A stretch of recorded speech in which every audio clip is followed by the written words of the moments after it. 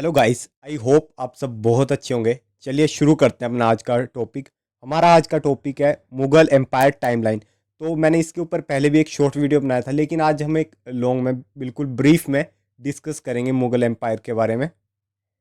पहले थोड़ा आपको इंट्रोडक्शन दे देता हूँ मुगल एम्पायर के बारे में। मुगल एम्पायर स्टार्ट हुआ था 1526 से और ये एंड हुआ जाके 1857 में। आप रफली लगाइए कि 16 सेंचुरी में शुरू हुआ और 19 सेंचुरी में ख़त्म हो गया।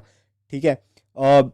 इस बीच 1500 से लेके 1700 तक के जो टाइमलाइन रहा, उसमें मुगल एम्पायर ने ऑलमोस्ट पूरे इंडिया सब कॉन्टिनेंट में रूल किया। आप देखिए, northern Afghanistan, Kashmir, Indus river basin boundaries से लेके, ठीक है, Assam, Bangladesh in the east and Deccan प्लेटू upland in the south, वहाँ तक मुगल एम्पायर का रूल रहा। ये मतलब अब तक का आप इंडिया में देखें तो बहुत बड़ा एम्पायर रहा है इनका। कम से कम इन्होंने अराउंड 300 साल रूल किया इंडिया पे। मुगल एम्पायर के पहले रूलर थे बाबर। बाबर इंडिया में आते हैं अप्रैल 1526 में। इन्होंने पहला बैटल ऑफ पानीपत जीत के इंडिया में अपना रूल इस्टेब्लिश किया। और इन्होंने 1500 जो पहला बैटल ऑफ पानीपत है वो हुआ था इनका इब्राहिम लोदी के साथ। इन्होंने इब्राहिम लोदी को हरा के ये गद्दी पर बैठे थे। इसके बाद जो किंगडम का डिक्लाइन स्टार्ट हो गया था सिक्स्थ मुगल एम्परर औरंगजेब के बाद। जब तक औरंगजेब रहे तब तक मुगल एम्पायर फ्लरिश करता रहा, लेकिन जैसी मुगल एम्पायर औरंगजेब की डेथ होती है उसके बाद इसका डिक्लाइन होना शुरू हो जाता है। और 1857 में फाइनली जब बहादुर शाह टू ब्रिटिशर उन्हें क्राउन से हटा के खुद रूल करने लग जाते हैं। ठीक है। तो ये एक रफली टाइमलाइन थी। अब मैं आपको एक टाइमलाइन बता देता हूँ। बाबर ने रूल किया हुआ है 1526 से 1530। हुमायूं का रूल रहा है 2 टर्म में।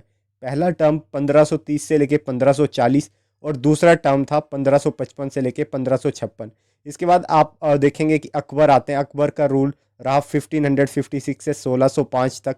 इसके बाद जहांगीर आते हैं 1605 से 1627। शाहजहाँ आते हैं 1627 से 1658 तक। और औरंगजेब 1658 से 1707 तक। तो जो ये जिसने मैंने आपको ये मुगल का बताया पहले छः, इन्हें ग्रेट रूलर या फिर अर्ली मुगल्स कहा जाता है। और एग्जाम में इन्हीं से ज़्यादा क्वेश्चन बनते हैं। ठीक है। और ये सारे आप देख सकते हैं कि ये लेटर मुगल्स है। ठीक है। तो आप खुद वीडियो पॉज करके इन्हें रीड कर सकते हैं, ये इतने इंपॉर्टेंट नहीं है। फिर भी मैं आपको वीडियो के एंड पे इन्हें पूरा डिस्कस करूंगा एक बार। चलिए बढ़ते हैं आगे अब। बाबर, हुमायूं, अकबर, जहांगीर, शाहजहाँ और औरंगजेब। मैंने बता दिया जैसे कि ये सब ग्रेट मुगल एम्परर थे मुगल डायनेस्टी के। ठीक है। और इनके जो रूल करने की पॉलिसीज थी, ठीक है, और जो भी इनके अपने टाइम के रूल लेके आए, उन्होंने इंडिया को ट्रांसफॉर्म करने में काफ़ी हेल्प करी। और आज जैसे कि आपको पता ही कि औरंगजेब के बाद कोई एक ऐसा रूलर आ नहीं पाया, मतलब जो मतलब कि उनकी डायनेस्टी को आगे ले जा सके। उसके बाद डिक्लाइन होना शुरू हो गया।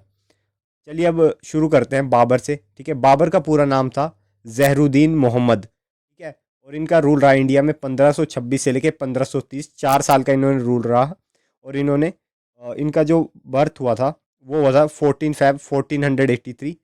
और इनके बर्थ प्लेस थी फरगना। एग्जाम में डायरेक्ट क्वेश्चन आता है कि बाबर की बर्थ प्लेस क्या थी, तो वो थी फरगना। फरगना आजकल है काबुल में, जो आज का काबुल है। इनके फादर थे उमर शेख मिर्ज़ा टू, जो कि कहा जाता है कि जो डिसेंडेड थे तैमूर के वंशज थे इनके पिताजी।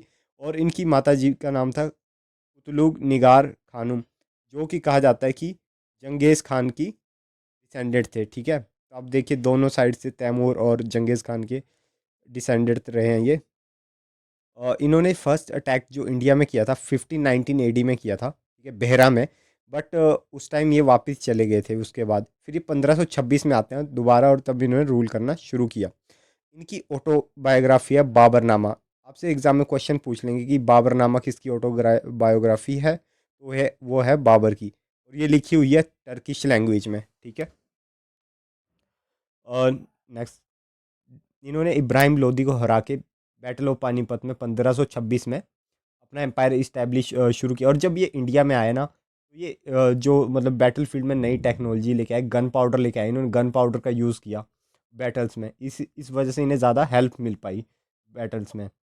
And he is well known for the battle which was fought in India with Rana Sanga. ठीक है। तो राणा सांगा, जिनका वो संग्राम सिंह भी कहते हैं, ठीक है, उनके साथ इनकी बैटल हुई 1527 में, जिसे आप बैटल ऑफ खानवा के नाम से जानते हैं। इसके बाद इनकी थर्ड जो बैटल हुई वो हुई Medini Rai of Chanderi at battle of Chanderi. और इसके बाद इनकी जो लास्ट बैटल थी 1529 में वो हुई मोहम्मद लोदी के साथ बैटल ऑफ घाघरा। ठीक है, तो फर्स्ट बैटल ऑफ पानीपत, उसके बाद इनकी हुई आपकी battle of Khanwa, battle of Chanderi, और उसके बाद बैटल ऑफ घाघरा। तो आप इन्हें सीक्वेंस में याद रख लीजिएगा इन चारों को। इसके अलावा जो मतलब इनकी जो आपको पता है कि मैंने बताया कि जो इन दी टर्किश लैंग्वेज इन्होंने लिखा था तुजुक ए बाबरी। ठीक है, और इनकी टॉम अगर आपसे पूछे कहाँ पे हैं तो वो है काबुल में, और इनका बर्थ भी कहाँ पे हुआ था, काबुल में ही हुआ था। ठीक है, on December 26, 1530 Babur die in Agra age 40। ठीक है, और सबसे पहले अगर आपसे एक क्वेश्चन पूछ लेते हैं कि बाबर को कहाँ दफनाया गया था, तो बाबर को सबसे पहले आप इंडिया में ही दफनाया गया था, आरामगढ़ इन आगरा में दफनाया गया था, लेकिन बाद में इन्हें काबुल में शिफ्ट कर दिया गया था इनकी डेड बॉडी को। ठीक है, और द मुगल्स मेड पर्शियन, और इनके टाइम से ही फिर जो मुगल्स थे उनकी पर्शियन जो थी उनकी ऑफिशियल लैंग्वेज रही है पर्शियन। ठीक है, तो ध्यान रखिएगा। आप ये देख सकते हैं बाबर। अब नेक्स्ट रूलर आते हैं आपके हुमायूं। ठीक है, ये बाबर के बेटे थे। ठीक है, हुमायूं, और इनका रूल रहा है 1530 से लेके 1540 तक, और इनका सेकंड रूल रहा है 1555 से लेके 1556 तक। तो 1540 से लेके 1555 तक ये इंडिया में आ ही नहीं पाए, क्योंकि उस टाइम शेर शाह सूरी का यहाँ पे रूल था। ठीक है, हुमायूं जैसे कि बाबर के सन थे, और इन्होंने इनकी जो फर्स्ट बैटल हुई थी बैटल ऑफ डेबरा, ठीक है, 1531 में हुई थी शेर शाह सूरी में। ठीक है, और इसके बाद इनकी हुई बैटल ऑफ चौसा, जहाँ पे शेर शाह सूरी ने इन्हें हरा दिया था। ठीक है, उसके बाद ये वहाँ से भाग गए, लेकिन जब दोबारा बैटल ऑफ कन्नौज हुई शेर शाह सूरी के साथ, तो अल्टीमेटली इन्हें भागना पड़ा इंडिया छोड़ के। ठीक है, और उसके बाद वो ईरान में शरण लेते हैं, वहाँ पे 15 साल रहते हैं। ठीक है, फिर वो 15 साल बाद जब आते हैं, जब शेर शाह सूरी गद्दी पे नहीं बैठा होता है, तो उनका बेटा सिकंदर शाह सूरी बैठा होता है।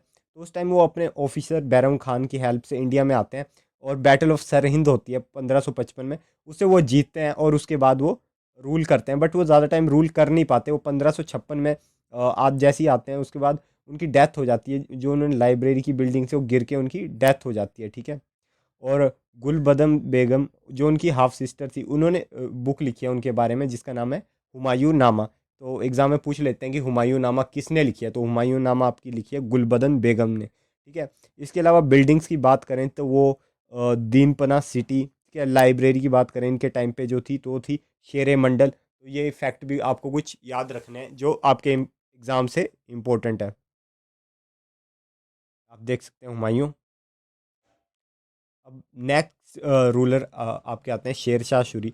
शेर शाह सूरी मुगल एम्पायर के रूलर नहीं थे, लेकिन इनके बारे में भी डिस्कस करना ज़रूरी है, क्योंकि एग्ज़ाम में बहुत क्वेश्चन बनते हैं, क्योंकि जो टाइम फ्रेम है 1540 से 45 इन्होंने ही रूल किया है, तो इनके बारे में जानना ज़रूरी हो जाता है। ठीक है, शेर शाह सूरी फाउंडर थे सूरी डायनेस्टी के। ठीक है, इनका ओरिजिनल नाम था फरीद। ठीक है, तो ये भी आप ध्यान रखेंगे।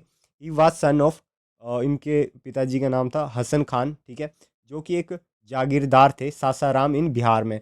सासाराम एक जगह है बिहार में, वहाँ पे जागीरदार थे। ठीक है, and he was given the title शेर खान। इनकी बहादुरी के लिए इन्हें टाइटल मिला था शेर खान का, ब्रेवरी में, क्योंकि जो अफगान रूलर थे ना बिहार में, उन्होंने इन्हें ये टाइटल दिया था शेर खान का। और जब ये आए तो इन्होंने इंट्रोड्यूस करी करेंसी ऑफ रुपीज़। रुपी भी जो करेंसी है जो आप आज देख सकते हैं, वो इन्हीं के टाइम पे इंट्रोड्यूस हुई थी। इसके अलावा शेर शाह का जो एम्पायर था ना, वो 47 सरकार्स में डिवाइडेड था। ठीक है, और ओल्ड फोर्ट जिसे आप आज के पुराना किला के नाम से जानते हैं, या फिर किला ए कुहाना, ठीक है, एंड इट्स मॉस्क्यू, वो भी इन्हीं के टाइम पे बिल्ट हुआ था। पुराना किला आपसे पूछ सकते हैं किसके टाइम पे बिल्ट हुआ, तो वो शेर शाह सूरी के टाइम पे ही बिल्ट हुआ था। इसके अलावा आपने सुना होगा फेमस हिंदी वर्क पद्मावत। ठीक है, जिसके ऊपर मूवी भी आई थी, काफ़ी कंट्रोवर्शियल भी रही थी। तो जो पद्मावत जो वर्क हुआ था, जो बुक लिखी गई थी भाई मालिक मोहम्मद जैसी ने, जो बुक लिखी थी वो भी इन्हीं के टाइम पे लिखी थी। और आपसे पूछ सकते हैं शेर शाह सूरी की टॉम कहाँ पे है, तो वो है सासाराम में। ठीक है, तो इस बात का आप ध्यान रखेंगे। ये हैं शेर शाह सूरी। ठीक है, नेक्स्ट आते हैं अकबर। ये मतलब मुगल एम्पायर के सबसे ग्रेट रूलर रहे हैं अकबर, ठीक है। इनकी पॉलिसीज से लेके इनके जो भी मतलब टेक्निक्स काफ़ी अच्छा रहा इनके टाइम में, ठीक है। अकबर का पूरा नाम था अबू अल फतेह जलालुद्दीन मोहम्मद अकबर, ये इनका पूरा नाम था। ये मुगल एम्पायर के थर्ड रूलर थे, ठीक है। और इनके पिताजी आपको पता ही हुमायूं थे। अकबर का जो बर्थ हुआ ना वो हुआ था अमरकोट, जो कि आज का प्रेजेंट डे सिंध जो पाकिस्तान में पड़ता है ना, सिंध, वहाँ पे इनका बर्थ हुआ था। पहले उसे अमरकोट कहा जाते था, ठीक है।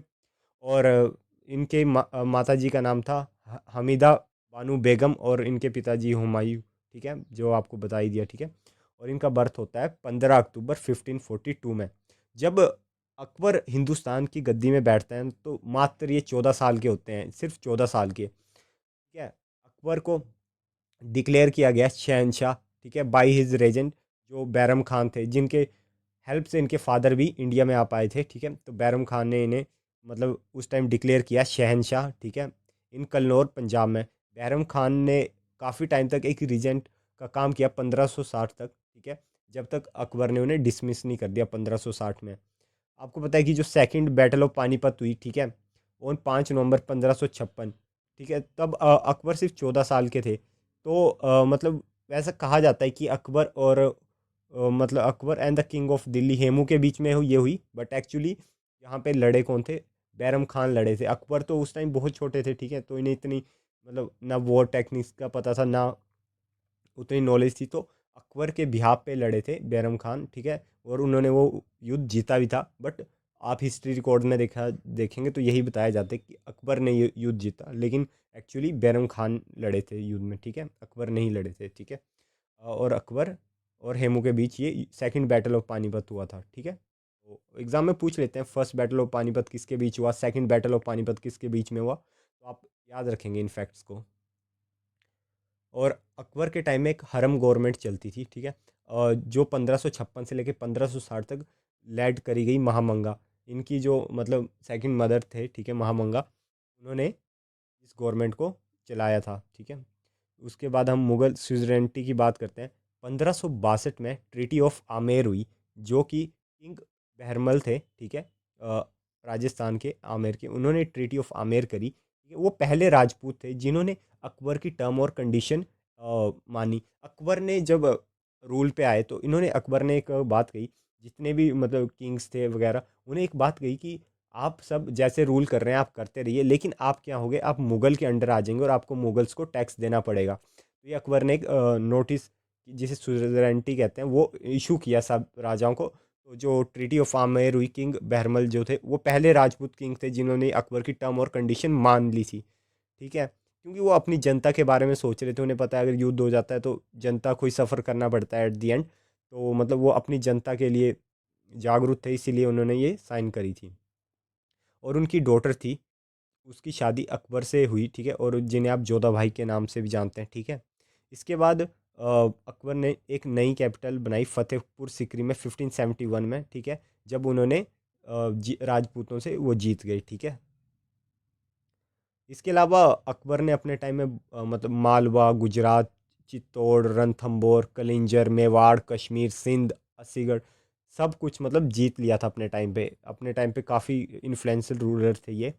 इसके बाद जब फतेहपुर सिकरी, जब अकबर का लड़ाई हुई गुजरात में 1572 में, तो उसके बाद इन्होंने जीतने के बाद वहाँ पे बुलंद दरवाज़ा बनवाया, ठीक है, फतेहपुर सिकरी में। तो आपसे पूछ सकते हैं बुलंद दरवाज़ा कहाँ पे, तो वो है आपका फतेहपुर सिकरी में। थ्रू इस फाइनेंस मिनिस्टर राजा तोदरमल, जो इनके फाइनेंस मिनिस्टर थे, जो नवरत्नों में भी आते थे, उन्होंने इस्टेब्लिश किया एक लैंड रेवेन्यू सिस्टम जिसे जाना जाता है तोदरमल बंदोबस्त या फिर जब्ती सिस्टम, ठीक है।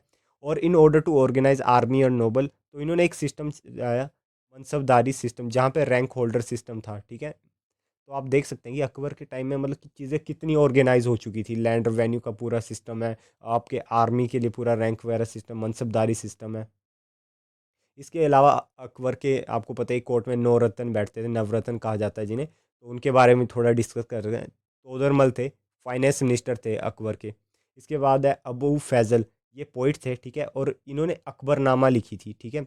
और the official history of Akbarnama region in third volume, ठीक है। थर्ड वॉल्यूम जो एन ए अकबरी थी वो इन्होंने ही लिखी थी। तो आप ध्यान रखेंगे कि अकबरनामा भी अबू फैजल ने लिखी है, और एन अकबरी जो थर्ड वॉल्यूम थी वो भी इन्होंने लिखी है। इसके बाद फैज़ी की बात करें तो फैज़ी भी एक पोइट थे। आपको पता है बीरबल अकबर के आपने किससे सुनेंगे, बीरबल एडवाइज़र थे। तानसेन आपको पता है, नाम से पता चला, तानसेन म्यूजिशियन थे, ठीक है। अबुल रहम खाने खाना पोइट थे, ठीक है। मुल्ला दो प्याजा वो कुक थे इनके कोर्ट में, ठीक है। राजा मान सिंह चीफ कमांडर थे, और फ़क्र अजूद्दीन, तो ये नवरत्न थे अकबर के कोर्ट के। एडमिनिस्ट्रेशन की बात करे जाए अकबर के, तो काफ़ी सही रहा इनका एडमिनिस्ट्रेशन, ठीक है। जो किंगडम थे वो डिवाइड होते थे सूबास में, ठीक है। और each of which was administered by, और जो सूबास थे उन्हें गवर्नर रूल करते थे, ठीक है। और governor kept the troop for defence and military purposes, ठीक है। बट द जो राइट था ना कलेक्ट टैक्सेस ऑन प्रॉपर्टी, वो किसी और ऑफिशियल को दिया गया था, ठीक है। जो सूबास में गवर्नर का रूल था, लेकिन टैक्स कलेक्ट कोई और ऑफिशियल्स करते थे, गवर्नर नहीं करते थे, ठीक है। और इन्हीं के टाइम पे इन्होंने कहा कि मतलब जो प्रोहिबिट कर दिया था इन्होंने सती को, और इन्होंने लीगल कर दिया था कि हाँ विडो रीमैरिज भी हो सकती है, वो इन्हीं के टाइम से शुरू हुआ गया था, ठीक है। और इन्होंने इंक्रीज भी कर दी थी एज ऑफ मैरिज, ठीक है। और 1562 में इन्होंने स्लेवरी सिस्टम को भी अबॉलिश कर दिया था। फिर अकबर ने इंट्रोड्यूस किया था mansabdari system of administration. Under this system there were mansabdar और official noble who were given the jagirs land revenue, ठीक है। और मनसबदार मतलब एक रैंक था, ठीक है, जो dictated that number of soldier under the command, ठीक है। और फिर सैलरी वगैरह पेड की जाने लगी कैश में, और टाइटल नहीं रहा इनके टाइम में, कोई भी ऐसे हेरिडिटरी टाइटल नहीं रही, मतलब जो खानदानी टाइटल होते हैं वो नहीं थे इनके टाइम में, ठीक है। और mansabdar had to perform civil और मिलिट्री दोनों ड्यूटी करना पड़ती थी मनसबदार को, ठीक है। और जो हम इनके एम्पायर लैंड रेवेन्यू सिस्टम के रिफॉर्म के बारे में बात करें अकबर के, तो by the Akbar and the Dahsala system came to be adopted, तो इन्होंने लैंड रेवेन्यू सिस्टम में रिफॉर्म लाए, फिर धासला सिस्टम था वो भी इन्होंने अडोप्ट किया। One of the Akbar chief courtiers Raja Todarmal courtiers, Raja Todarmal आपको पता ही है कि राजा तोदरमल, ये आपको पता ही है कि मतलब अकबर के द्वार में नवरत्नों में से एक, तो is said to have come up with the system wherein the revenue, इन्होंने जब तोदरमल की जो पॉलिसी लेके आए तो उन्होंने बताया कि जो रेवेन्यू होगा वो फिक्स होगा 1/3 of the previous 10 years average produce, ठीक है। और peasant were given the remission when the harvest, और अगर मतलब पीजेंट थे वो तो रेवेन्यू तो देंगे, लेकिन कई बार फसलें ख़राब हो जाती है तो उन्हें मतलब थोड़ा बहुत छूट दी जाएगी, ठीक है। वो भी इन्होंने बताया था, वो इन्हीं के टाइम से सब कुछ चीज़ें चल रही थी। के अलावा मतलब इन्होंने एक रिलीजन फाउंड किया, ठीक है, जो इसकी फ़िलोसफी थी कि based on learning and called it दिन इलाही। दिन इलाही रिलीजन किसने इंट्रोड्यूस किया, तो इसका सही आंसर हो जाए अकबर ने, ठीक है। और बट जैसी अकबर की मतलब डेथ होती है उसके बाद इस रिलीजन की नेचुरली डेथ हो जाती है, किसी ने फॉलो नहीं किया, ठीक है। इसके पहले फॉलोवर बने थे बीरबल इस रिलीजन के, ठीक है। और अकबर के कुछ काम जैसे कि 1563 में इन्होंने पिलग्रिम टैक्स भी अबॉलिश किया, 1564 में जजिया टैक्स अबॉलिश किया, 1575 में इबादत खाना इन्होंने बनाया, ठीक है, मुस्लिम के लिए, ठीक है। फिर 1578 में इबादत खाना पार्लियामेंट ऑफ रिलीजन, उसमें सारे रिलीजन के लोग आ सकते थे, ठीक है। तो ये कुछ अकबर के काम है। अकबर की बायोग्राफी का नाम है अकबरनामा, जो कि लिखी थी अबू फैजल ने लिखी थी पर्शियन लैंग्वेज में, तो ध्यान रखेंगे। अभी तक हमने अकबरनामा का सुना, हमने बीरबल की सॉरी आपके बाबर की बायोग्राफी के बारे में सुना, हमने हुमायूं की बायोग्राफी, तो ये सब आपको याद रखनी है, एग्जाम में डायरेक्ट क्वेश्चन पूछते हैं एसएससी में, ठीक है। और आपको पता ही है कि एक एक मार्क्स कितना ज़रूरी हो जाता है जब आपको मेरिट में टॉप करना है तो। और his government encourage trader and protected them, ठीक है। और Akbar region is mark by the economic and religious harmony and he's called Akbar the great.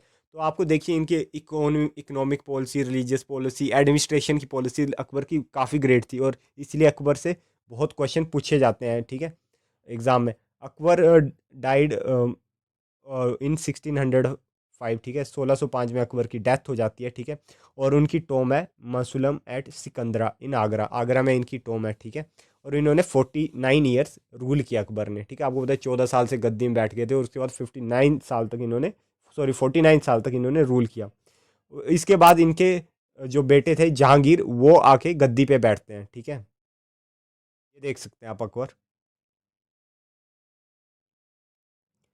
Next ruler है आपके जहांगीर। जहांगीर का रूल रहा 1605 से लेकर 1627 तक। जहांगीर का जो बर्थ है वो है 31 अगस्त 1569 से ठीक है।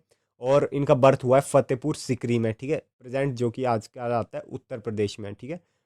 The Mughal emperor Akbar and his wife Mariam uz Zamani, ठीक है, इनके बेटे थे जहांगीर, ठीक है। जो सर थॉमस रो थे, जो पहले इंग्लिश एम्बेसडर थे, जो मुगल कोर्ट में आए थे, वो जहांगीर के टाइम में आए थे, ठीक। और जहांगीर ने उन्हें अलाउ कर दिया था English the right to reside and establish factory. तो जहांगीर ने मतलब उन्हें अलाउ कर दिया था सर थॉमस राव को कि हाँ आप अपनी फैक्ट्री लगा सकते हो सूरत में, ठीक है। और वो फर्स्ट इंग्लिश फैक्ट्री थी इंडिया में, ठीक है। Came about in the way and उसके बाद कैप्टन हॉकिंस भी विजिट करते हैं मुगल कोर्ट में, ठीक है।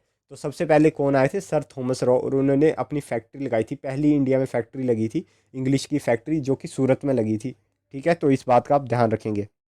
इसके बाद जो जहांगीर थे, उन्होंने ही अपने टाइम पे इन्होंने एग्जीक्यूट किया था अर्जुन देव जी को, जो कि फिफ्थ सिख गुरु हैं, ठीक है। फिर इसके बाद जंजीर ए आदल इस्टेब्लिश करी गई जहांगीर के द्वारा आगरा फोर्ट में, ठीक है, for the seeking of royal justice. एक जंजीर ए आदल थी कि मतलब कोई भी उसे खींच सकता था, और एक बैल बजती थी, तो मतलब वो एड्रेस करते थे जो भी मतलब आता था उनके द्वार पे। तो ऐसा कोई बीच का सिस्टम नहीं था, आप डायरेक्ट राजा से मिल सकते हो, आप अपनी परेशानियां बता सकते हो, ठीक है। इसीलिए मतलब इनके रूल को काफ़ी अच्छा माना गया जस्टिस के बिहाव पे, ठीक है। और his biggest political blunder was losing Kandahar by up to Persian in AD 1622, ठीक है। तो खानदेर इन्होंने मतलब इनके टाइम पे लूज हो गया था, ठीक है, पर्शियन से। इसके बाद अब्दुल हसन, उस्ताद मंसूर एंड बिहंद were some of the well known painter. तो इनके टाइम पे पेंटिंग भी काफ़ी फ्लरिश हुई, ठीक है। और ये कुछ फेमस पेंटर थे जहांगीर के कोर्ट के, ठीक है। He also had to face a rebellion by his other son Khurram, but this was also settled. Prince Khurram जिन्हें की later become the emperor on the Jahangir death and become known as Shahjahan. आपको पता है कि शाहजहाँ मतलब जो रूलर बन गए थे, ठीक है, बाद में। तो इन्होंने रिवोल्ट कर दिया था अपने फादर के अगेंस्ट थी जहांगीर ने, जहांगीर के अगेंस्ट मतलब शाहजहाँ ने रिवोल्ट कर दिया था, आप ये देख सकते हैं। इसके बाद आते हैं आपके शाहजहाँ। शाहजहाँ जहांगीर के बेटे थे, ठीक है। और शाहजहाँ ने काफ़ी मतलब आप देखेंगे ना, तो आप देख सकते हैं कि जहांगीर के टाइम पे जो पेंटिंग्स थी और जस्टिस वो काफ़ी फ्लरिश हुआ, ठीक है। पेंटिंग्स की बात आती है, पेंटर्स। और शाहजहाँ के टाइम में मतलब एक गोल्डन टाइम था आर्किटेक्ट के लिए, बहुत सारी बिल्डिंग बनी, ठीक है। शाहजहाँ ने आपको पता है खुद ताजमहल बनवाया, जो कि मतलब 7 वंडर, दुनिया के 7 अजूबों में से एक है ताजमहल, ठीक है। और मुगल आर्किटेक्ट जो अपने टाइम पे सबसे टॉप पे था, वो शाहजहाँ के टाइम में ही था, ठीक है। और ताजमहल के अलावा भी शाहजहाँ ने रेड फोर्ट बनवाया, ठीक है। जामा मस्जिद दिल्ली में आप देख सकते हैं, रेड फोर्ट आज भी मतलब है ना, और ताजमहल तो है ही है। तो ये सब उनके टाइम पे ही बने हैं, ठीक है। मोती महल जो आगरा में है, ठीक है। इसके अलावा जमा दरवाज़ा इन आगरा, ठीक है, जामा दरवाज़ा इन आगरा। तो ये सब आप देख सकते हैं कि आर्किटेक्ट के आज भी मार्बल हैं, ये आज भी हैं। तो ये शाहजहाँ के टाइम पे बनवाए गए हैं, ठीक है। और इस जो मुगल के एम्पायर को एक गोल्डन एज कहा गया आर्किटेक्ट के लिए, ठीक है, was consider under Shahjahan rule, ठीक है। तो शाहजहाँ भी काफ़ी इंपॉर्टेंट हो जाते हैं, और आप बिल्डिंग्स का नाम उनका नाम याद रखेंगे जो शाहजहाँ के टाइम पे बनी है, ठीक है। इस कोर्ट वाज विजिटेड बाई, इनके कोर्ट में इटालियन एडवेंचर मनुकी आए थे, ठीक है। और 2 फ्रेंचमैन बेरनीर और तेवनियर भी इनकी टाइम में आए थे, ठीक है। When Shahjahan become ill in 1658, Shahjahan fully recover from his illness, Aurangzeb declare him incompetent to rule and put him under house arrest in. तो शाहजहाँ ने क्या किया, जब शाहजहाँ 1658 में बीमार हो जाते हैं और ओल्ड भी हो गए थे, तो जो इनके बेटे थे औरंगजेब, उन्होंने कहा कि ये अब रूल करने के लिए कॉम्पिटेंट नहीं है, मतलब काबिल नहीं है, अब रूल करने के लिए मैं काबिल हूँ, ठीक है, मैं रूल करूँगा। तो इन्होंने अपने पिताजी को ही हाउस अरेस्ट में डाल दिया था, ठीक है। तो फिर उसके बाद उन्हें भेज दिया गया आगरा फोर्ट में, और उन्होंने अपनी सारी लाइफ वहीं पे बिताई आगरा फोर्ट में, ठीक है। तो ये कुछ स्टोरी है, ठीक है। और बढ़ते हैं अब आगे। आप ये देखते हैं, ये थे शाहजहाँ, ठीक है। अब आते हैं औरंगज़ेब, ठीक है। आपको पता ही कि मुगल एम्पायर का डिक्लाइन होना औरंगज़ेब के बाद ही शुरू हुआ था, ठीक है। Aurangzeb the last significant Mughal emperor रहे हैं, ठीक है, जो सन थे शाहजहाँ के, ठीक है। और won the Mughal throne following a bloody succession struggle with his brother Dara Shikoh, Shuja and Murad. तो मतलब इनका ना काफ़ी कॉन्फ्लिक्ट रहा, मतलब इन्होंने अपने भाइयों को ही मार कर ये फिर गद्दी पे बैठे, ठीक है। क्योंकि ये बड़े नहीं थे, इनसे बड़े थे दारा शिको, शुजा और मुराद, ये सब इनसे बड़े थे, लेकिन इन्हें ये बचपन से ही मतलब बहुत वो थे अपने उसको लेके, होता है ना मतलब कुछ जिन्हें जुनून सा होता है कि हाँ यार मुझे मतलब गद्दी चाहिए, वो उस काइंड का इनमें था बचपन से ही लेके। तो इस कारण मतलब ये फिर इन्हें था कि मैं किंग बनूं, तो वैसे इन्होंने अपने फादर को भी हाउस अरेस्ट में डाल दिया और अपने ब्रदर को साइड करके खुद गद्दी पे बैठे औरंगजेब, ठीक है। 1658 से और 1707 तक इनका रूल रहा, ठीक है। इन एडी 1664 और 1666 इन्होंने इशू किया था एक रॉयल फरमान, ठीक है, अंगेज। इन्होंने कहा था कि सती और मतलब जो भी सती प्रैक्टिस करेगा, ठीक है, उसे एग्जीक्यूट कर दिया जाएगा, ठीक है। और who order widow to be burn to death, या तो कोई भी जो विडो को मतलब कोई भी, जिसका आपको पता है सती का मतलब यही होता था जिसके पहले हस्बैंड मर जाते थे तो औरत को भी साथ में जला दिया जाता। तो इन्होंने ऑर्डर दे दिया कोई भी ऐसा अगर काम करता हुआ पाया गया तो उसे एग्जीक्यूट कर दिया जाएगा, मतलब उसे टांग दिया जाएगा, ठीक है। इसके अलावा इन्हें जिंदा पीर भी कहा गया, ठीक है, इन्हीं की पॉलिसीज़ के कारण। और during his region the conquest of Mughal empire peak, मतलब इन्होंने काफ़ी ज़्यादा मुगल एम्पायर को आगे बढ़ाया, लेकिन इनके बाद आपको पता है कि डिक्लाइन होना शुरू हो गया, ठीक है। इन AD 1657 Aurangzeb be headed Guru Tegh Bahadur the ninth Sikh गुरु, तो इन्होंने आपको पता है कि सिख गुरु जो थे उन्हें मार दिया था 1657 में, जो नाइन्थ सिख गुरु थे औरंगजेब ने, ठीक है, गुरु तेग बहादुर जी को, ठीक है। तो यहाँ तक इनका वो रहा रूल 1650 1707, ठीक है, आप ये देख सकते हैं। अब हम डिस्कस कर लेते हैं लेटर मुगल। मैं आप एग्ज़ाम पॉइंट ऑफ व्यू से ज़रूरी नहीं है, लेकिन मैं आप पूरी डिटेल में आपको बता रहा हूँ तो थोड़ा पढ़ लेते हैं, ठीक है। लेटर मुगल के हम शॉर्ट में इन्हें डिस्कस करेंगे क्योंकि इतनी इंपॉर्टेंट है भी नहीं, और इतना इसके बाद मुगल एम्पायर डिक्लाइन ही करना शुरू कर दिया था, ऐसी कुछ पॉलिसीज़ भी नहीं आई, ठीक है, और ऐसा कुछ भी नहीं रहा। तो हम थोड़ा डिस्कस कर लेते हैं। 1707 से लेके 1857 तक अब रूल रहा है, ठीक है, लेटर मुगल्स का।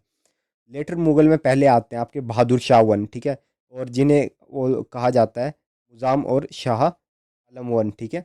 और आपका इनका रूल देखिए बहुत छोटा था, 1707 से लेके 1712 तक 4-5 साल इन्होंने रूल किया, ठीक है। When he took the throne, ये जब इन्हें गद्दी मिली तो ये 65 साल के हो चुके थे, और 1712 में इनकी डेथ हो जाती है। उसके बाद आते हैं जनार्दन शाह। इनका रूल रहा 1712 से लेकर 1713, सिर्फ 1 साल इन्होंने रूल किया, ठीक है। Jahandar Shah one of the Bahadur Shah less competent son, कोई इतने काबिल लड़के नहीं थे ये, ठीक है, मतलब ये गद्दी पे बैठ पाए, इसलिए इन्हें बहुत जल्दी गद्दी से हटा दिया गया, ठीक है। जुल्फिकार खान ने इनकी हेल्प करी थी लेकिन बाद में इन्हें हटा दिया गया, ठीक है। एंड जिजाग वाज एलिमिनेटेड बाई हिम, ठीक है। बहादुर शाह के बाद आते हैं आपके फारूक सियार का रूल रहा 1713 से लेकर 1719 तक, ठीक है। और Hussain Ali Khan Barha and Abdul Khan the Sayyid brothers voted Farooq Shah to become a emperor, इनकी हेल्प से ये एम्परर बने थे, ठीक है। And they were conferred the position of wazir and Mir Bakhshi respectively, लेकिन जो सैयद ब्रदर थे बाद में उन्होंने ओवर थ्री में इन्हें गद्दी से निकाल फेंका और मार डाला, ठीक है, फारूक शियार को। उसके बाद आते हैं रफ़ी उल दरजत, ये 1719 में आते हैं, ये भी बहुत शॉर्ट टाइम के लिए आते हैं, ठीक है। और ये 10th मुगल एम्परर थे, ठीक है, उस जिन्होंने फारूक शियार को सक्सीड किया था, और सैयद ब्रदर ने इन्हें बादशाह का टाइटल दिया था। और ही रूल फॉर ये इन्होंने काफ़ी आपको पता है शॉर्ट टाइम 1719 में आया और बस थोड़े टाइम रूल किया।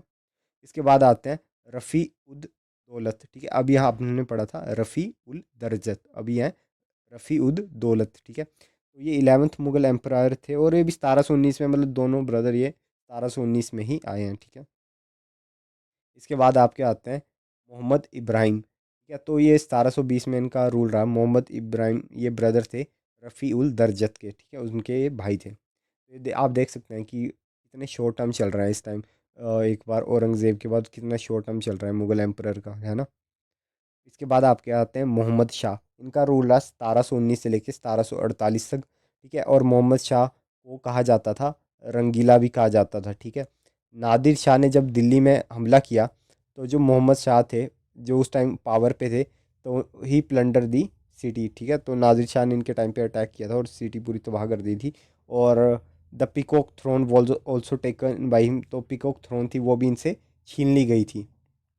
Nadir Shah invasion cause the Mughal empire to quickly, शायद पहले लोगों का ऐसा था कि मुगल एम्पायर थोड़े टाइम चल भी जाता, ठीक है, लेकिन आपको पता ही है कि फिर जब ये नादिर शाह ने अटैक किया उसके बाद और जल्दी डिक्लाइन होना शुरू हो गया, क्योंकि सबको पता चल गया कि मुगल एम्पायर अब उतना पावरफुल रहा नहीं जितना कभी अकबर या औरंगज़ेब के टाइम पे रहा करता था, ठीक है। तो नादिर शाह के इन्वेजन के बाद Mughal empire to quickly fall apart and independent kingdom such as Bengal, Awadh, Hyderabad broke themselves away from the Mughal. फिर अलग अलग जो मतलब सिटीज़ में थे, बंगाल के अलग रूलर बने, अवध के अलग, हैदराबाद के, सबको लग गया पता कि अगर मतलब मुगल एम्पायर अब उतना कॉम्पिटेंट है नहीं तो अब हम क्यों इनके रूल फॉलो करें। इसके बाद आते हैं आपके अहमद शाह बहादुर 1748 से 1754 तक। Ahmad Shah Bahadur was the son of Mohammad Shah के बेटे थे, ठीक है। Safdarjung the minister of Ahmad Shah Bahadur Bahadur was responsible for the starting the Mughal civil war. इन्हीं के टाइम पे मुगल सिविल वॉर शुरू हो गई थी, ठीक है। और Maratha confederacy defeated him in Sikandrabad, इन्हें भी हरा दिया गया था। इसके बाद आपके आते हैं आलमगीर टू 1754 से 1759।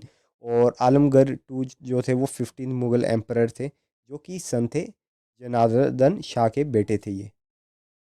इसके बाद आते हैं शाहजहां थ्री, ठीक है। इनका रूल रहा 1759 से 1716 और ये 16 मुगल एम्परर थे, ठीक है। और after the third battle of Panipat Prince Mirza जवान बख्त ओवर थ्रू हिम। वही है, थर्ड बैटल ऑफ पानीपत के बाद इन्हें साइड में हटा दिया गया था गद्दी से। फिर आते हैं आपके शाह आलम टू, 1760 से लेकर 1806 तक इनका रूल रहा, ठीक है। Almost 46 year, 46-47। Shah Alam two जो थे 17th मुगल एम्परर थे इंडिया के, ठीक है। और ये सन थे आलमगीर टू के, ठीक है। और he was also known as Ali Gauhar और अली गौहर, ठीक है, जैसे भी आप स्पेल करना चाहते हैं। He is regarded as one of the last powerful Mughal emperor. ये इन्हें कहा जाता है कि ये जो अगर मुगल एम्पायर में देखे इतने रूल्स है तो ये लास्ट जो मतलब लास्ट के रूलर्स देखे आप लेटर मुगल एम्परर्स में, ये थे जो लास्ट पावरफुल मुगल एम्पर थे। इसके बाद कोई भी इतना पावरफुल नहीं हो बन पाया, ठीक है। Since he is known as to have the fort in, इन्होंने आपको पता है कि बैटल ऑफ बक्सर लड़ी 1764 में, ठीक है, against the British Indian company and rebuilt the Mughal army under Mirza Najaf Khan. तो इन्हीं के टाइम पे बैटल ऑफ अक्सर बक्सर हुई थी 1764 में ब्रिटिश की ईस्ट इंडिया कंपनी के खिलाफ, ठीक है। तो उस टाइम तक मुगल का होल्ड स्ट्रॉन्ग था, बट इतना भी नहीं। बट हाँ, शाह आलम टू के बाद तो बिल्कुल ही कमज़ोर होना शुरू हो गए थे मुगल्स। फिर इसके बाद आते हैं आपके अकबर शाह टू 1806 से लेकर 1837 तक। अकबर शाह जो टू थे वो सन थे शाह आलम टू के, ठीक है। और इन्हें अपॉइंट किया गया था भाई Mir Fateh Ali Khan Talpur as the new nawab of Sindh, ठीक है। और इनके एम्परर थे, his emperor name was removed from the official coin while being under the British protection. तो इन्हीं के टाइम पे जो मतलब एम्परर का नेम था इनका वो हटा दिया गया था। कॉइन्स पे पहले एम्परर्स के नाम लिखे होते थे, वो हटा दिया गया था, ठीक है, जब ब्रिटिश क्या रूल हो गया था, ठीक है। Following a brief conflict with British east India company. आपको तो ब्रिटिश फिर बाद में जब लेटर मुगल आए तो उस टाइम ब्रिटिश भी बहुत स्ट्रांग होना शुरू हो गए थे और ब्रिटिश को था कि हम पावर गेन करें, ठीक है। और लास्ट रूलर हैं ये बहादुर शाह टू, ठीक है। 1837 से 18, आपको पता ही है कि 1857 में जो रिवोल्ट हुआ था, ठीक है। तो उसमें इन्होंने मतलब ये पार्टिसिपेट करना नहीं चाहते थे, लेकिन इन्हें फोर्स किया गया था कि आप हमारे यहाँ पे एक रिप्रेजेंटेटिव बने और लड़ाई करें। बट आपको पता ही कि ये भी हार गए थे, ठीक है। Bahadur Shah two reigned as the last Mughal emperor थे ये, ठीक है। After the revolt of 1857 Britisher ने इन्हें साइड हटा दिया, ठीक है, और इन्हें एग्जाइल में भेज दिया, बर्मा में जेल में हमेशा के लिए भेज दिया गया, ठीक है। और इन्होंने वहाँ अपनी सारी लाइफ फिर स्पेंड करी। वैसे भी ये ओल्ड हो चुके थे और इनमें मतलब ना ये खुद लड़ना भी नहीं चाहते थे, ठीक है। सो गाइस मतलब आई होप आपको ये लेक्चर पसंद आया होगा, ठीक है। Thanks for watching this video. अगर आप कौन से नेक्स्ट टॉपिक में वीडियो चाहते हैं वो कमेंट सेक्शन में मुझे कमेंट करके बताइएगा। मिलते हैं अपने नेक्स्ट वीडियो में।